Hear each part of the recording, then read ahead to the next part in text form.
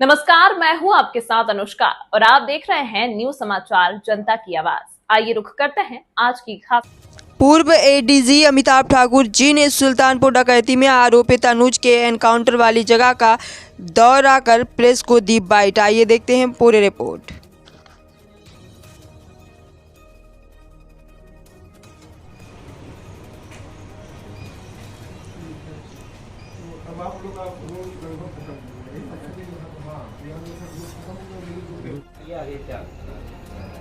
देखिए, पिछले कई समय से एसटीएफ द्वारा किए गए तमाम एनकाउंटर निश्चित रूप से विवादों के घेरे में रहे हैं। इसी क्रम में इस एनकाउंटर के संबंध में मैंने व्यक्तिगत रूप से हमारी पत्नी ने हम लोगों ने मौके का देखा। इसमें प्रथम दृष्टया कई ऐसे गंभीर तथ्य दिख रहे हैं जो घटनास्थल को देखने और एफआईआर को देखने से पूरे एनकाउंटर पर गंभीर प्रश्न चिन्ह पैदा कर रहे हैं। पहली बात कि जहां पर वह मोटरसाइकिल गिरा हुआ दिखाया गया है और जहां डेड बॉडी दिखाई गई है उसमें मुश्किल से 10-15 मैं कहूँगा फीट का फासला है। यह कहना कि वहां से निकला और इतने दूर में ही तमाम घटनाक्रम दिखाई है। एफआईआर में उसी 10-12 फीट के दूरी पर जितनी घटनाक्रम दिखाया गया है वह मौके से मिलता हुआ प्रथम दृष्टया नहीं दिखता है। नंबर 2 बात, जिस गांव में रुकने की बात बताई गई है तो किसके यहाँ रुके, क्यों रुके तो बताया है, किसके यहाँ रुके उसका कोई उल्लेख नहीं है। अभी तक की तफ्तीश या एसटीएफ के बयान में उस व्यक्ति का कोई उल्लेख नहीं जिसके यहाँ रुके, जिससे इस बात की पूर्ण संभावना दिखती है कि वह मनगढ़ंत रूप से वो एक जो है कथानक तैयार की गई। तीसरी बात यह कि घटना 3:50 की दिखाई गई है। थाने पर यह बता रहे हैं कि 7:31 पे सूचना दे रहे हैं, यानी कि मात्र इतनी दूर में जो मुश्किल से मैं कहूँगा 7 किलोमीटर की दूरी है उस पे इतने महत्वपूर्ण घटना के 4 घंटे बाद सूचना देने की बात कह रहे हैं। और वह भी तब कह रहे हैं कि जब अभी हमने उसको घायल को अस्पताल भेजा है। एफआईआर के हिसाब से घायल की मृत्यु नहीं बताई गई है, मात्र दिखाया गया है कि जैसे घायल हुआ हमने उसको रवाना किया और थाने पे आ रहे हैं। इसमें मात्र में 4 घंटे लगे, यह किसी भी प्रकार से स्वीकार्य नहीं है। उसके अलावा जो घटनाक्रम जिस प्रकार से दिखाया गया है, जिस प्रकार से मौके की स्थिति दिख रही है, जहां मोटरसाइकिल का गिरना और जहां डेड बॉडी का पाना, उनके बीच कोई ऐसा मोर्चा नहीं है जिस पर वह फायरिंग कर सके।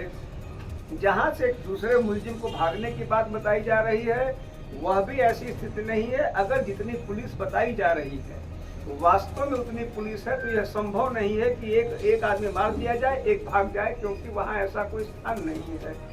यह सारी बातें प्रथम दृष्टया विशेष करके एफआईआर के तथ्य, मौके के तथ्य, मौके की स्थिति, मेरी जानकारी के अनुसार जो स्थानीय थाने के लोग हैं मुश्किल से 15 से 20 मिनट पे जैसे इनको जानकारी मिली वहां पहुंच गए। उसके बाद भी करीब 4 घंटे बाद एसटीएफ द्वारा यह एफआईआर प्रस्तुत करना, एफआईआर में मौके से भीतर तथ्य प्रस्तुत करना, अंकित करना, एक प्रकार से इस घटना पर गंभीर सवाल उत्पन्न करता है। जाहिर सी बात है, हम इन प्रकरणों को लेकर हमें बताया गया है कि इसमें मजिस्ट्रियल जांच शुरू हुई है। राष्ट्रीय मानवाधिकार आयोग का भी यह दायित्व है कि ऐसे बिंदुओं को देखे। स्थानीय थाने को इसकी कोई सूचना नहीं दी गई। यह पूरी बातें अनुज के घर वाले जो कह रहे हैं कि पकड़ के लाके मार दिया, इस बात की ओर गंभीरता से इशारा करते हैं। उनके पिता का भी आरोप लगाए गए थे कि राजनीति में भेजा गया मेरा, किस तरह देखते हैं? देखिए, निश्चित रूप से चूंकि जो मुख्यमंत्री श्री आदित्यनाथ ने ये जो ठोक डालो या एनकाउंटर करो की नीति को एक तरह से सरकारी नीति बना दिया है। और मैं तो अब देख रहा हूँ कई पुलिस वाले, उसी विभाग में रहा हूँ, पुलिस वाले स्वयं कहते हैं कि अब वो इस बात से खुद परेशान है कि उनको जबरदस्ती किसी की हत्या करनी पड़ रही, कई बार नहीं चाह रहे हैं, नौकरी उनसे करवा रही है।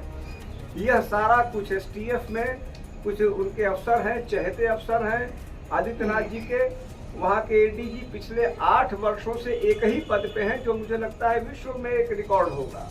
तो अनवरत जिस प्रकार से मैंने यहाँ देखा, झांसी में मैंने एक एनकाउंटर को देखा था, मात्र और मात्र इसलिए कि अपनी सरकार अपने लोगों को बचाने के लिए, एक यह देने के लिए कि हम बहुत कड़े प्रशासक हैं, अनवरत इस प्रकार की हत्याएं होने की संभावना। इस घटनाक्रम से मैं यहाँ आके मुझे अब लगा FIR देख के, घटनास्थल देख के, कि यह जो मैंने सोचा था कि जो संदेह के बिंदु होंगे वह यहाँ पुनः प्रमाणित होते दिख रहे हैं।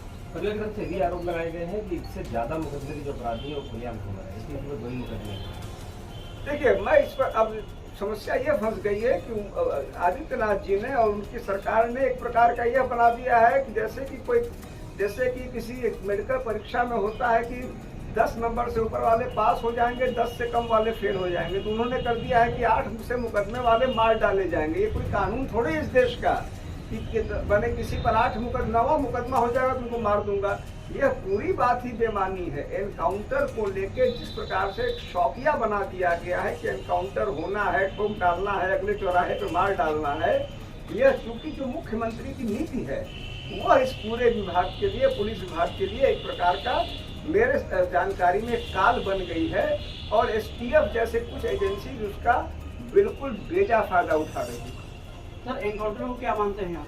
मैं यहाँ पर जो घटनाक्रम दिख रहा है उसमें गंभीर सवालिया निशान उस पर लगे हैं, उस एनकाउंटर पे। जो मैंने आपके सामने कहा, घटना स्थल का जो समय दिया गया है, घटना सूचना का जो समय दिया गया